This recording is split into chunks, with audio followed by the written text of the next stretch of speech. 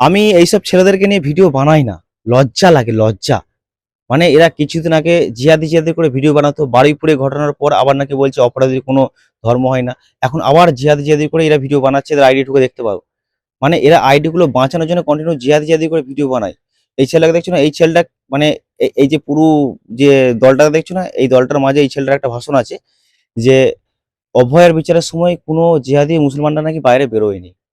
বলছি হ্যাঁ রে, দাড়ি আর টুপি থাকলে মুসলমান হয় আর কেউ মুসলমান নেই?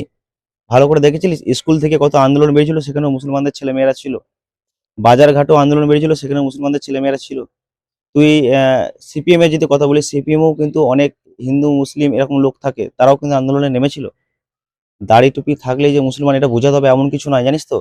ওদিকে দেখাতে হয় যে হ্যাঁ সত্যি মুসলিম কি মুসলিম না, তোরা ভেরিফাই করার জন্য লাপালাপি করিস।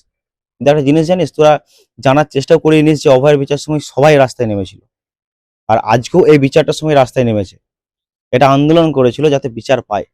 হ্যাঁ অবশ্যই বিচার পেয়েছে, কিন্তু হ্যাঁ যাকে এনকাউন্টার করা হলো তার কাছে আরো কজনের নাম বেরিয়েছিল, সেটা নিয়ে প্রতিবাদটা কর।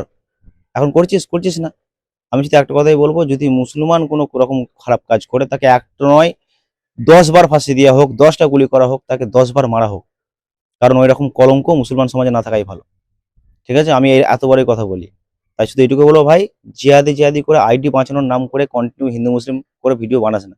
ভিডিও বানা, আগে ভিডিও বানাতিস সরকারের নিয়ে, ভিডিও বানাতিস সরকার কি কাজ করছে না করছে সেগুলি বানা। তোদের মুখ থেকে ওই জিহাদি শব্দটা সরিয়ে নিলে তোরা ভিডিও বানাতে পারবি না।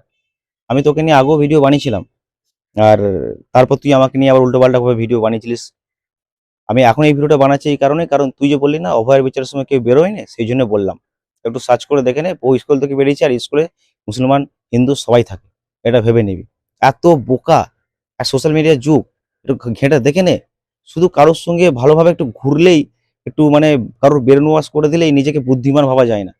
একটু বুঝে নে, বুঝতে পেরেছিস? আর হিন্দু মুসলিম করলে আইডি আইডি তোলা যায় কিন্তু বেশি দিন বাঁচানো যায় না, এটা ভেবে নেবে।